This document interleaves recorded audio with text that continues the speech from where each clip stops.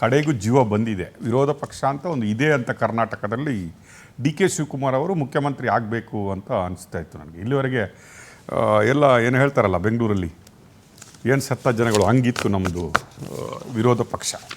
ಅಶೋಕ್ ಅವರಂತೂ ಮಾತಾಡಿದ್ದು ನಾವು ನೋಡಿಲ್ಲ, ವೀಕೆಸ್ಟ್ ಏನು ಒಪೋಸಿಷನ್ ಲೀಡ್ರ್ ಅಂತ ಹೇಳ್ತಾಯಿದ್ರು. ಇವತ್ತು ಏನೋ ಒಂದು ಬಾಯಿ ಬಿಟ್ಟಿದ್ದಾರೆ ಅಶೋಕ್ ಅವರು.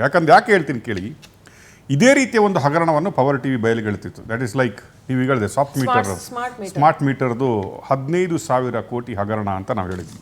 ಅದರಲ್ಲೂ ಕೂಡ ಯಾವ ರೀತಿಯಾಗಿ ಹಗರಣ ಮಾಡಿದರೆ ಅಂದರೆ ಸೇಮ್ ಕೈಂಡ್ ಆಫ್ ಏನು ಪ್ರೊಸೀಜರ್ ಇಲ್ಲಲ್ವ ಅಡಾಪ್ಟೆಡ್ ಹಿಯರ್.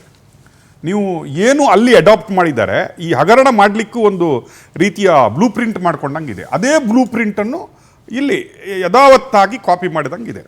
ಆದರೂ ಕೂಡ ಆ ವಿಷಯವನ್ನು ಬಿ ಜೆ ಪಿಯವರು ಯಾವ ಮಟ್ಟಕ್ಕೂ ಎಲ್ಲೂ ಎತ್ತಿಲ್ಲ.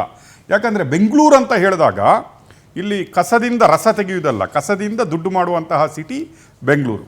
ನಾವು ಹೇಳ್ತಾರೆ ಕಸದಿಂದ ರಸ ಅಂತ. ಇಲ್ಲ, ಕಸದಿಂದ ರಸ ಯಾರಿಗೆ ಅಂದರೆ ಇಲ್ಲಿಯ ಎಮ್ ಎಲ್ ಎಗಳಿಗೆ, ಇಲ್ಲಿಯ ಎಂ ಪಿಗಳಿಗೆ. ಏನಕ್ಕಾಗಿ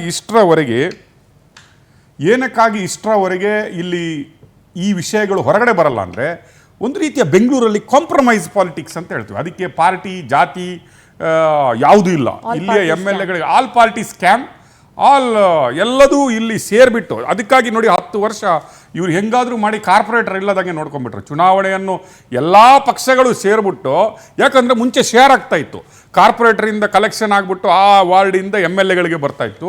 ಯಾವಾಗ ಕಾರ್ಪೊರೇಟ್ ಎಲೆಕ್ಷನ್ ಆಗಿಲ್ಲ, ಈಗ ಸ್ಟ್ರೈಟ್ ಅವೇ ಎಮ್ ಎಲ್ ಎಗಳಿಗೆ ಬರ್ಲಿಕ್ಕೆ ಶುರು ಆಯಿತು. ಹೆಂಗೋ ಮಾಡಿ ದೂಡಿದ್ರು. ಈಗ ಸುಪ್ರೀಂ ಕೋರ್ಟ್ ಹೇಳಿಬಿಟ್ಟಿದೆ, ಅಪ್ಪ ಇನ್ನು ಆಗಸ್ಟ್ 31 ಡೆಡ್ಲೈನು, ಇನ್ನೂ ನೀವು ಮುಂದೆ ದುಡಬೇಡಿ ಅಂತ ಹೇಳಿದೆ.